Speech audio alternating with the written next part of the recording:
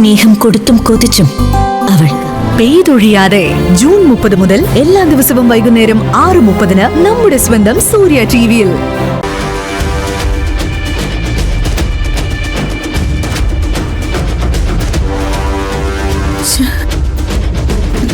ആ C case എന്തിനാ Nirmal anti പിടിച്ചോണ്ട് പോകാൻ നോക്കിയത്? അയാൾക്ക് ആന്റി എങ്ങനെ അറിയാം? ഇവിടം വരെ ഞാൻ ആന്റി ഓട്ടോയിലിരുന്ന് കണ്ടതാ. എന്നിട്ട് പിന്നെ എങ്ങോട്ടാ പോയത്?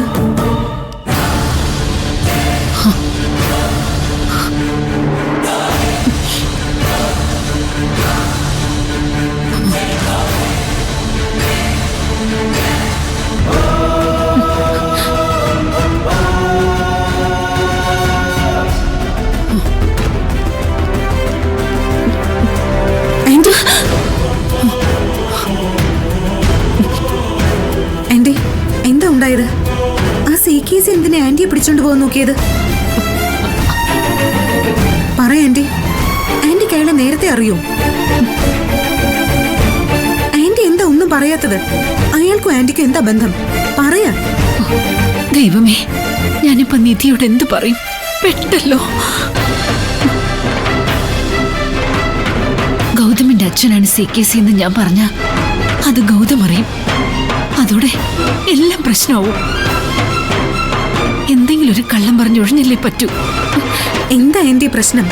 എന്താണെങ്കിലും എന്നോട് പറയ. ആന്റിക്ക് അയാളെ നേരത്തെ അറിയാല്ലേ? നിങ്ങൾ തമ്മിൽ എന്തെങ്കിലും പ്രശ്നമുണ്ടോ? വെറുതെ അയാള് പിടിച്ചോണ്ട് പോകാൻ നോക്കില്ലല്ലോ. എന്നോട് പറയാൻ പറ്റാത്ത എന്ത് കാര്യമാണത്? പറ ആന്റി, എനിക്കത് അറിയണം. അത് പിന്നെ ഒരു പ്രശ്നം പറ്റി. ഞാനാണ് ഗൗതമിന്റെ അമ്മയെന്നുള്ള കാര്യം സി കെ സി ജ്യോതിർമയി അറിഞ്ഞു.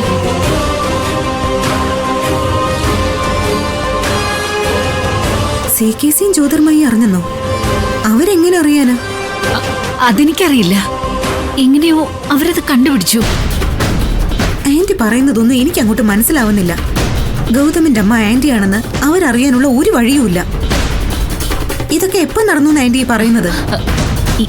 ഇനിയിപ്പോ ആ അനാഥാലയത്തിൽ നിന്നെങ്ങാനും അറിഞ്ഞതാണോന്ന് അറിയില്ല. എന്തായാലും ഞാൻ ഈ നാട്ടിൽ വന്നപ്പോ തന്നെ സി കെ സി സത്യം അറിഞ്ഞിരുന്നു. അയാൾക്ക് പിടികൊടുക്കാതിരിക്കാനാ ഞാൻ ഈശ്വരമംഗലത്തേക്ക് വന്നത്. ആന്റി ഈ പറയുന്നതിൽ ഒരു അവിശ്വസനീയതയുണ്ട്. ആന്റിയുടെ മകനാണ് ഗൗതം എന്ന സത്യം സി കെ സിക്ക് നേരത്തെ അറിയാമായിരുന്നെങ്കിൽ ആ നിമിഷം തന്നെ അയാൾ അത് പരസ്യമാക്കിയേനെ. നാട്ടിലത് പാട്ടായേനെ. ഇത്രയും കാലമായിട്ട് അയാൾ എന്തുകൊണ്ടത് പുറത്തു പറഞ്ഞില്ല? ഒന്നിനു പുറകെ ഒന്നായി ചോദ്യങ്ങൾ ചോദിച്ച് എന്നെ കൊഴുക്കിയാണല്ലോ. ഇതിനിപ്പോ എന്തു പറയും? ആന്റി, ആന്റി ഈ പറയുന്നത് കള്ളമാണോ? എന്റെ ചോദ്യം ഇത്രയേ ഉള്ളൂ. ഗൗതം അനാഥനാണെന്ന് സി കെ സിക്ക് അറിയായിരുന്നെങ്കിൽ ഉറപ്പായും അയാളത് നേരത്തെ പുറത്തു പറഞ്ഞേനെ. അതിന് ഗൗതം അനാഥനല്ലല്ലോ. ഞാനാണ് അവന്റെ അമ്മയെന്നല്ലേ സി കെ സി അറിഞ്ഞത്. ആയിക്കോട്ടെ, അതും അയാളൊരു ആയുധമാക്കേണ്ടതല്ലേ?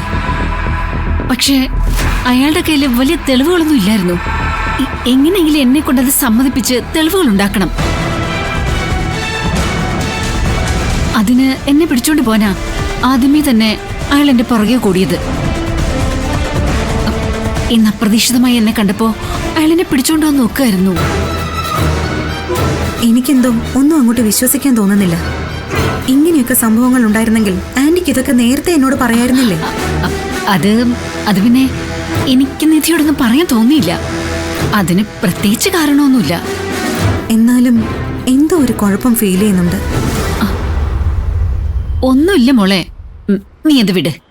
എന്തായാലും അയാളുടെ കയ്യിൽ നിന്ന് ഞാൻ രക്ഷപ്പെട്ടല്ലോ.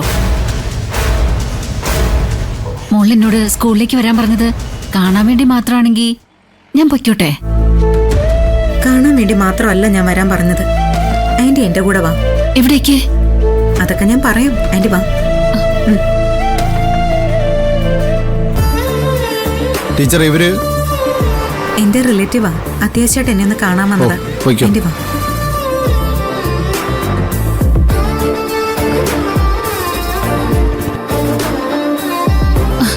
നിധി, നീ എന്തിനാ എന്നെ പ്രിൻസിപ്പലിന്റെ മുറിയിലേക്ക് കൊണ്ടുവന്നേ? അതൊക്കെ പറയാം. ആന്റി ഇങ്ങോട്ട് വന്നേ. വാ. Excuse me madam. നിധി, എന്തു പറ്റി? ഇതാരാ? ഈ ആന്റിയുടെ പേര് നിർമ്മല എന്നാ. എനിക്ക് പരിചയമുള്ള ഒരു ആന്റിയാണ്.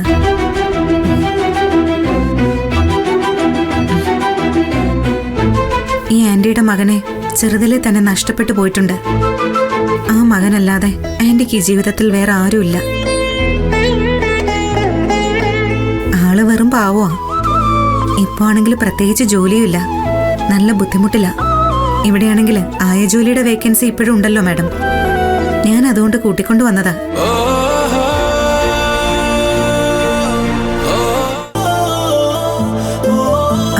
വേറെ കുഴപ്പമൊന്നുമില്ല, അതിന് ഞാൻ ഗ്യാരണ്ടി തരാം. നമ്മുടെ കുട്ടികളെയൊക്കെ പൊന്നുപോലെ നോക്കിക്കോളും. പറ്റുമെങ്കിൽ ആ ജോലി ഈ ആന്റിക്കൊന്ന് കൊടുക്കാമോ? ഒരാളെ കുറിച്ച് നിധി ഓക്കെ ആണെന്ന് പറഞ്ഞാ പിന്നെ എനിക്കതിൽ സംശയിക്കാനൊന്നുമില്ല. ഉറപ്പായി നിർമ്മലയ്ക്ക് ആ ജോലി കൊടുക്കാം. Thanks madam. എപ്പോഴാ ജോയിൻ ചെയ്യാൻ സൗകര്യം എന്ന് വെച്ചാ ആ സമയത്ത് ജോയിൻ ചെയ്തോ.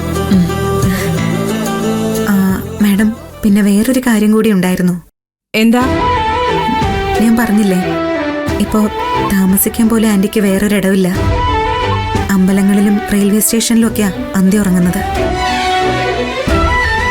നമ്മുടെ സ്കൂളിന്റെ പിറകുവശത്ത് ഒരു കിച്ചണും ഒരു മുറിയും ഉള്ള ഒരു കെട്ടിടമില്ലേ?